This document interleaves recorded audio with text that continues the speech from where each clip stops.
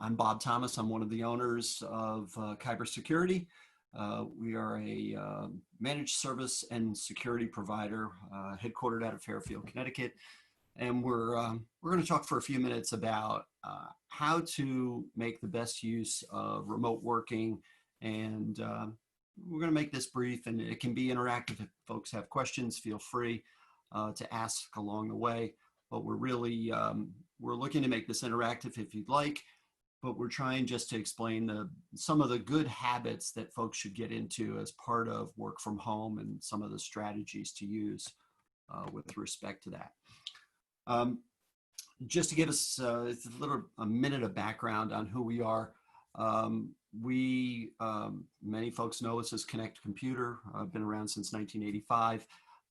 We rebranded about 3 years ago under the name KyberSecurity with a focus on cybersecurity and trying to protect the small to medium-sized businesses with the same technologies that enterprise use.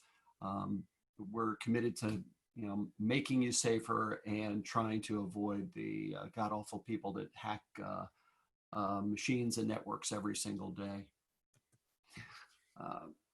What we want to talk about a little bit here is, how do we use what we've learned over the last, let's call it 2 months or so, of working from home, this whole remote work, what everybody used to call teleworking. I don't know why that was the term, but it is now. Work from home is typically the term that everybody is used to, and try to make the most productive use of it. And based on what we've learned, what's transpired, who needs access from home, and how we can better make use of technology that's either in place or very accessible now in order to make things just work better wherever you're working from. In some cases, as this slide says, it may require updates to your technology environment. It's not crazy to think that, what capabilities existed before weren't really intended to support the masses working remotely. And some of the things that folks ought to think about, as we've talked to hundreds and hundreds of people throughout our client base, helping them work remotely and helping them even on the fly try to figure out how they're going to do this. And I can tell you stories about what we've done, but I think, a couple of things have happened over the last year or so, specifically Microsoft pushing down on everyone to say, no more Windows 7, no more Windows 2008 server, you've got to replace that stuff. And I believe a lot of folks have taken that seriously because as of January 14th of this past year, Microsoft has technically stopped supporting those operating systems, not going to update the security on them anymore. So it was an opportunity for a lot of folks to refresh old equipment. And in doing so, and I can think of a handful of clients that we did this for, they had older equipment lying around that they hadn't disposed of yet. And we were able to use that as their, let's say, temporary remote working environment. Not just laptops, but we have plenty of people that, I hate to say it, drag desktop computers home, monitors, keyboards, mice, the whole shooting match, phones too. If you've got a voice over internet phone, I've got 2 of them sitting here right at my desk in my home office for 2 different providers that we use. All of these things are possible to work from home. I think one of the things that folks should think about as far as trying to support an environment with a remote workforce is, where are your applications and where's your data? Is it located inside your 4 walls at the office? Is it at some cloud provider? Microsoft Office 365 is a very common place for email and other data to reside. Or is it a hybrid, which is probably the most likely, that you've got some in some place at your office and some up in the cloud. RDS, so remote desktop services. This is a way for folks to remotely connect to a system and be able to run applications, even though they may not be installed on the computer they're using locally. That plays into this whole mobility thing, and I really think, and I'm basically drinking the Kool-Aid here. I've got this presentation is being delivered on a Chromebook. I know that sounds weird, but I'm using all of Microsoft Office via web apps on it, and it's running PowerPoint via the web. And I've got another machine that's a Windows 10 machine that's a laptop with a docking station and multiple monitors next to me. That's my quote unquote everyday computing environment. I think people have to seriously think about what type of device they are going to use going forward as their next computing piece of hardware. I think everyone has traditionally thought about laptops as a luxury, and it was only meant for administrators and C-level and let's call them road warriors, maybe some sales folks.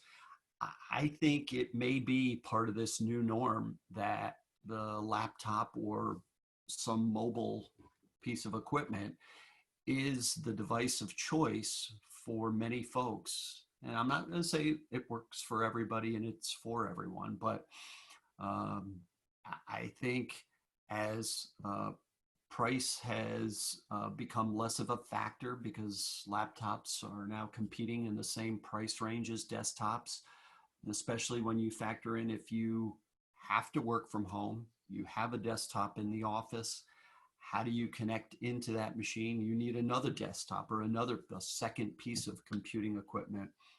When in fact, I think maybe the right way of doing it is the laptop is your everything and you connect to everything via that device, whether it be to servers in your environment, data out at Google, something maybe at Microsoft via Azure or their server infrastructure or Office 365, or hosted any other cloud provider.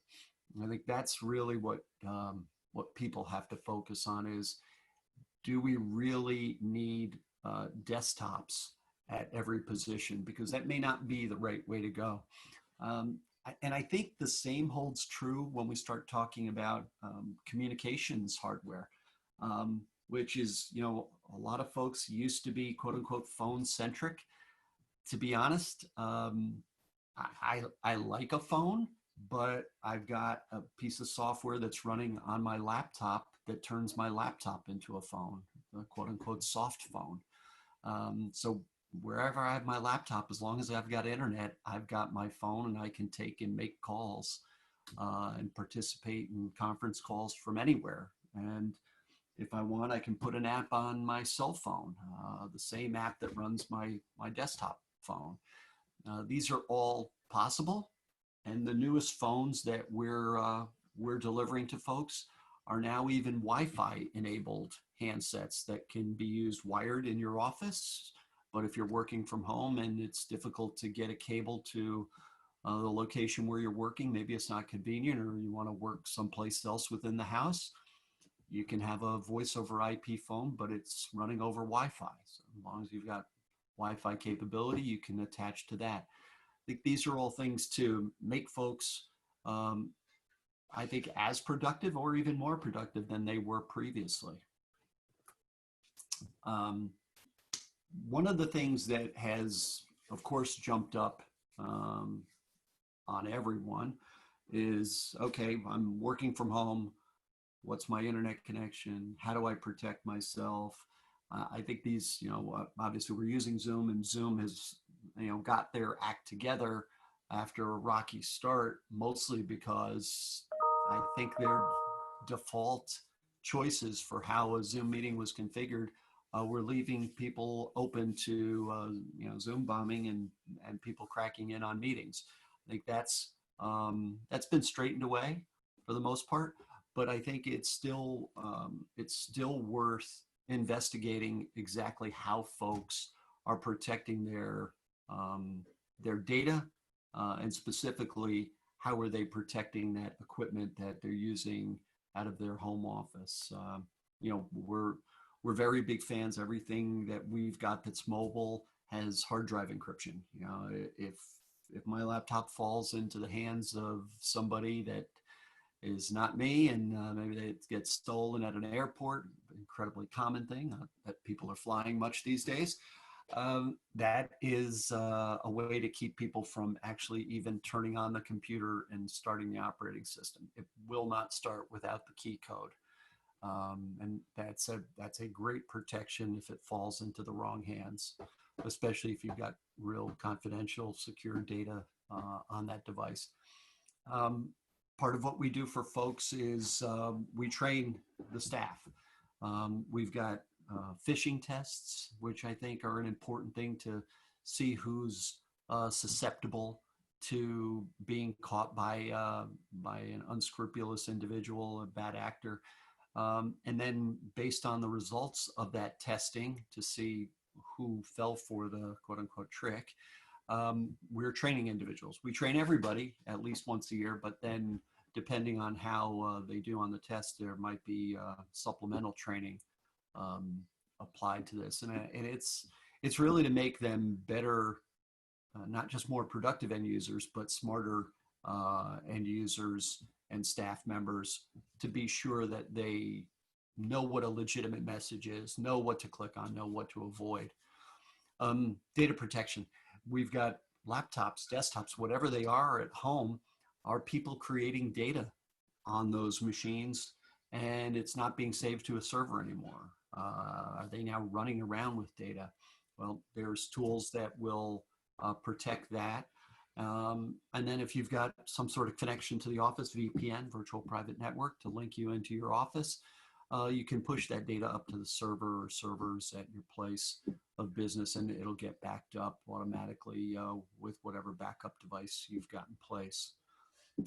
We also do something called dark web monitoring, mostly to try to find out if credentials in your name are for sale on the dark web. And if they are, you know, when you're on one of our programs, bang, we immediately notify you, hey, you need to change your password right now. We just caught a notification that your email address or your user identity is for sale, including the password, on the dark web. Incredibly common, especially with the amount of breaches that have taken place. You know, we all know who they are. You know, Target was hit, Home Depot was hit, LinkedIn was hit, Yahoo. Millions and hundreds of millions of IDs were released by Yahoo by mistake. So yeah, it's good to keep an eye on that type of stuff. And I think, you know, now that we've got people truly scattered around, it's not just branch offices and a headquarters anymore. It could be people everywhere. You know, you have a 21-person organization like ours with 21 remote workers. Everybody's got their own quote unquote office. And I think at this point, you know, you've got to think about, you know, how do we secure those folks? What's, and assess the needs of how you're protecting. Do they have antivirus? Is it up to date? Do they have some sort of malware protection? Are they using VPN? Do they have a firewall? All the best practice stuff that is, that's really intended to keep the machine secure, the data at rest and on that machine or in your data center secure and protected in a proper way. And I think at the end of the day, you know, now that we've, I hate to say, been run through this process, how do we do it better? What didn't we think about as a world? How do we learn from this? And I think some of the things that speak to this are, you know, on the screen. You know, we've got business continuity planning, and then we've got something called incident response. I know that everybody kind of puts them in the same bucket and thinks of them the same way, but they are really two different things. You know, business continuity is, you know, how do I take my backup system, whatever it is, and how do I get back up and running if there's an outage? You know, how do I recover? What's, you know, do I have to use an off-site facility to recover from? Those two acronyms up there, RTO, Recovery Time Objective, which is how long can I be without something?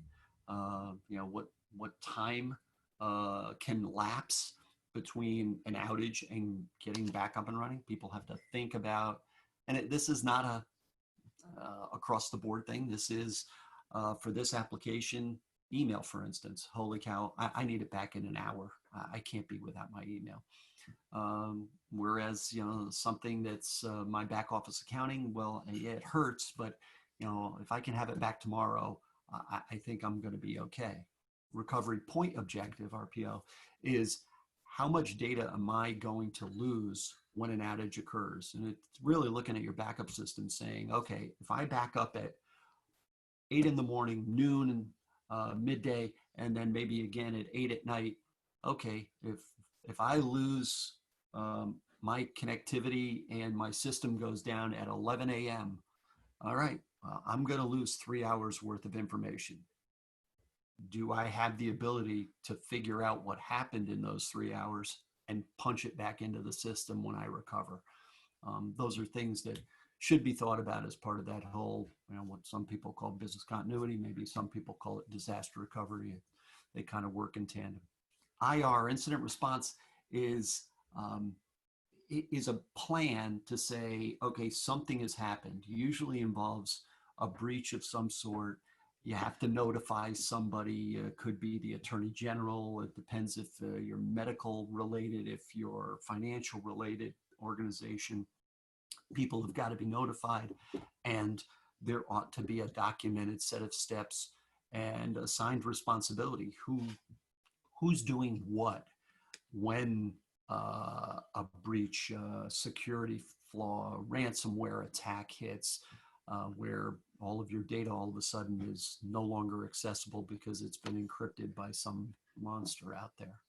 So those are things that I think are a big picture item that folks should think about, and ought to have a written plan on, instead of a fire drill or somebody's hair is on fire and as the picture dictates, holy cow, what do I do now? I'm running around like a chicken with no head. I think those are the things we've talked about, we've learned. I can talk incessantly about this stuff, but if folks have questions, I'd love to hear what they are. I'd love to talk to people. If somebody wants to fire away and has a question, please feel free.